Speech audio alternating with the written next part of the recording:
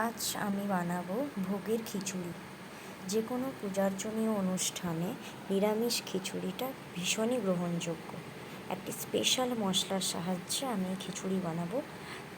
এভাবে বানালে সবাই চেটেপুটে খাবে, আমি সত্যি কথা বলছি।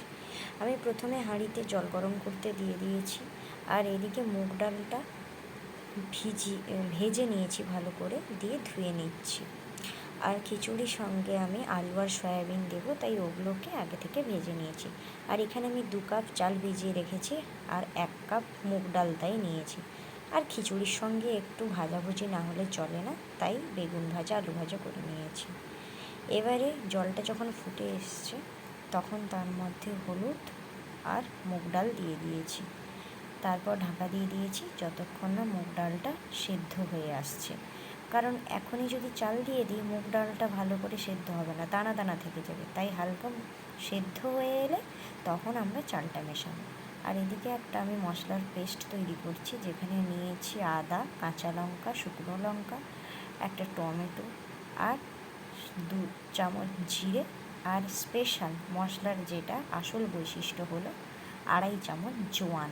জোয়ান দিলে মশলার টেস্টটা যেমন হয়, খিচুড়ি টেস্টও অপূর্ব হয়ে ওঠে। এবার আমি শুকনো কড়াইতে সর্ষে তেল গরম করে শুকনো লঙ্কা জিরে ফোড়ন দিয়ে যখনই লঙ্কাগুলো হালকা কালো হয়ে আসছে, তখন আমি অল্প হলুদ দিয়ে দেব, এবং হলুদটা কালো না হতে হতেই মশলার পেস্টটা দিয়ে দেবো। এবার এই মশলাটা খুব ভালো করে কষিয়ে রাখবো। আমার খিচুড়ি হয়ে গেলে লাস্টে আমি মেশাবো।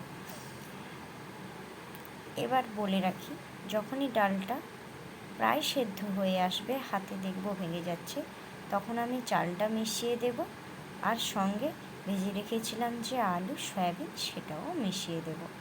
এবার এখানে আপনারা আরও মশলা ইউজ করতে পারেন, মশলা নয়, সবজি, বিভিন্ন ধরনের সবজি ইউজ করতে পারেন। আমার সেদিন বাড়িতে কোনো সবজি সেরকম ছিল না, তাই এতেই আমাকে কাজ সারতে হয়েছে। এরপরে যখনই চালটা প্রায় সেদ্ধ হয়ে এসছে, তখন মশলাটা যে বানিয়ে রেখেছিলাম সেটা দিয়ে দেব। আর আমি অপশনাল, এটা একটু ঘি কড়াইতে গরম করে, কাজু ছিল না তাই কিশমিশ ভেজে মেশাচ্ছি। তবে অনেকে খিচুড়ির ওপরেই ঘি দেয়, সেটা নিয়ে কোনো অসুবিধা নেই। আমি প্রেফার করি ঘিটাকে হালকা কড়াইতে গরম করে দিলে বোধহয় ভালো স্বাদ আসে বা গন্ধটা। এবার লাস্টে অল্প গরম মশলার গুঁড়ো মিশিয়ে আর একটু ভালো করে নাড়াচাড়া করে নেব, দিলেই তৈরি হবে ভোগের খিচুড়ি। সেদিন ছিল জন্মাষ্টমী, তাই আমি বানিয়েছিলাম খিচুড়ি।